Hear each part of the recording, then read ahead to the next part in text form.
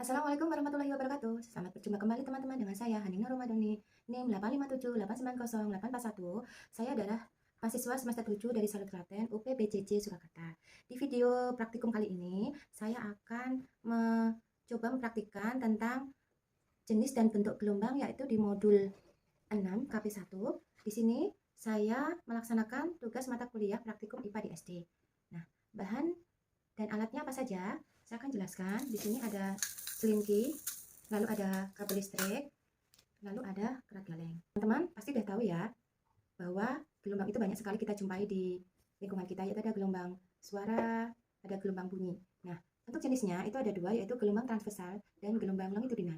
Tujuan dari praktikum ini yaitu untuk mengetahui bentuk dan jenis-jenis dari gelombang longitudinal dan transversal serta arah rambatan gelombangnya dan perbedaan antara dua gelombang itu. Yuk kita langsung praktekkan ya. Kita akan melakukan percobaan satu, yaitu percobaan gelombang transversal tegak lurus. Dua orang memegang selinki lalu ditarik tapi tidak terlalu tegang, serta salah satu orang menggerakkan selinki tersebut ke kanan dan ke kiri secara berulang. Pada saat selinki digerakkan kanan kiri, tampak terjadi gelombang tambah dari ujung selingki satu ke ujung selingki yang lainnya. Bagian selingki bergerak tegak lurus terhadap arah gelombang. Bisa kita lihat selingki membentuk seperti pola puncak dan lembah. Dari percobaan tersebut dapat disimpulkan bahwa gelombang transversal adalah gelombang bergerak yang tegak lurus terhadap arah gelombang atau jalur rambat. Percobaan yang kedua adalah percobaan gelombang transversal menggunakan karet gelang yang dimasukkan ke dalam selinki. Masukkan karet gelang ke salah satu bekas selinki sehingga karet gelang berada di sepanjang bagian dalam selinki. Rentangkan selinki secara horizontal dengan kedua ujungnya dipegang hingga cukup tegang. Pastikan karet gelang di dalam selinki itu ikut tertarik dan tegang. Gerakkan salah satu ujung selinki ke atas dan ke bawah dengan cepat. Perhatikan gerak karet gelang dalam selinki saat gelombang merambat. Kita bisa lihat bahwa salah satu ujung selinki digerakkan ke atas dan ke bawah. Gelombang transversal merambat sepanjang selinki. Karet gelang yang berada di dalam selinki ikut bergerak naik turun seiring rambat gelombang. Arah getaran karet gelang tegak lurus terhadap arah rambat gelombang menunjukkan karakter gelombang transversal.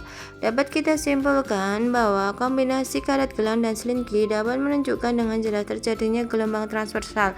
Gerakan vertikal pada salah satu ujung selinki menyebabkan karet gelang di dalamnya bergetar secara transversal, sedangkan gelombang merambat horizontal.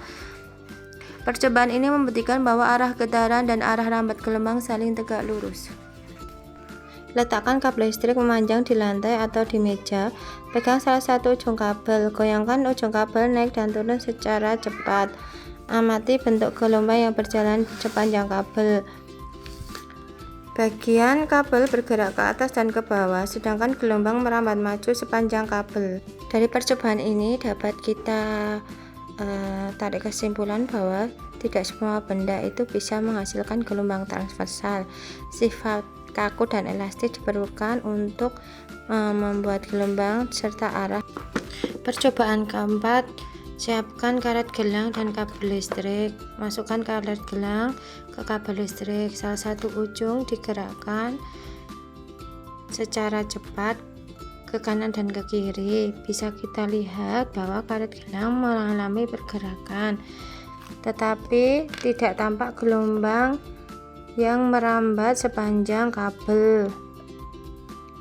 Karena hal ini terjadi karena kabel itu bersifat kaku, tidak elastis seperti di selinki, sehingga tidak bisa menghasilkan gelombang yang secara efisien ke seluruh kabel.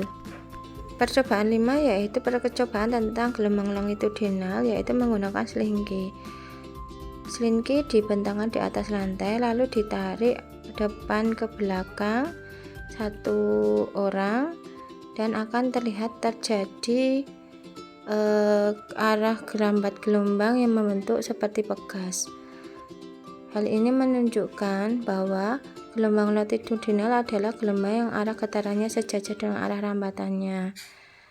Hal ini terlihat dari gerakan rapatan dan renggangan yang merapat sepanjang pegas. Dapat kita simpulkan bahwa gelombang transversal itu arah rambatannya tegak lurus dengan arah gelombang, longitudinal searah dengan arah gelombang. Untuk transversal itu contohnya gelombang radio terbentuk palung dan puncak, sedangkan longitudinal contohnya gelombang gempa bumi terbentuk dari rapatan dan renggangan. Berikut adalah pemaparan video praktikum dari saya. Wassalamualaikum warahmatullahi wabarakatuh.